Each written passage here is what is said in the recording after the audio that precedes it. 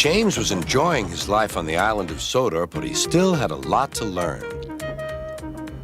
"You're a special mixed traffic engine," said Sir Topham Hatt. "You can pull coaches or freight cars quite easily, but you must learn by your mistakes." James knew what Sir Topham Hatt meant. He could well remember that dreadful accident on his first day. "Be careful with the coaches, James," said kind little Edward. "They don't like being bumped." Everyone came to admire James. "I'm really a splendid engine," he thought, and suddenly let off steam. Whoosh! A shower of water fell on Sir Topham's nice new top hat. Just then the conductor blew his whistle, and James thought they had better go. Go on," he puffed to Edward. Don't push," replied Edward. The coaches were grumbling too. Don't go so fast. But James didn't listen.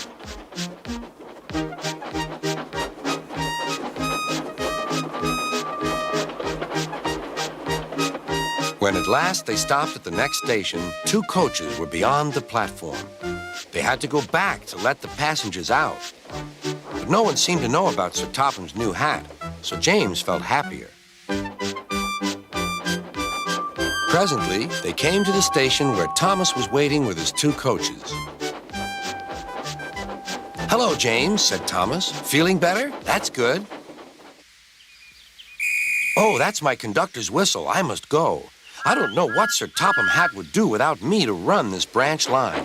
And he puffed off importantly. Edward and James passed the field where James had had his accident. The fence was mended and the cows were back again.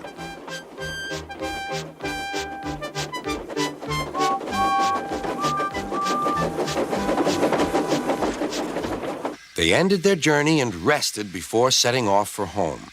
James was still wondering what Sir Topham would have to say about his new hat.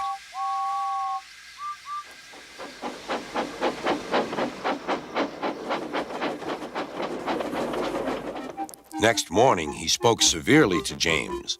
"If you can't behave, I shall take away your red coat and have you painted blue." James didn't like that at all. He was very rough with the grumbling coaches as he brought them to the platform. "Don't talk. Come on."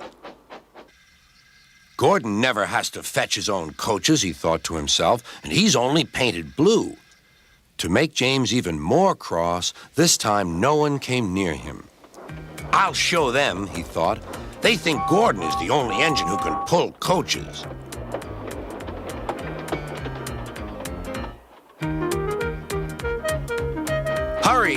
Hurry, puffed James. You're going too fast, replied the coaches. James laughed and tried to go faster, but the coaches wouldn't let him. We're going to stop.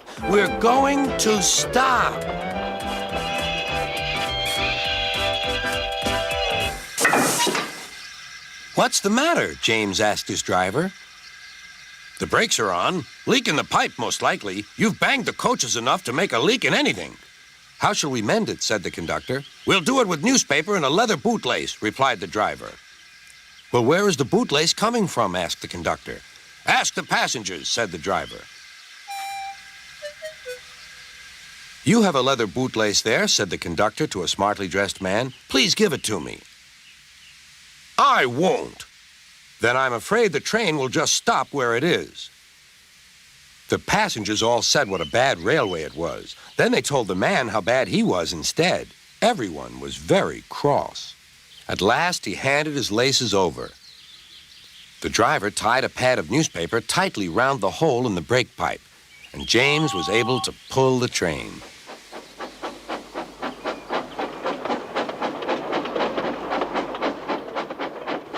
But he was a sadder and wiser James and took care never to bump coaches again.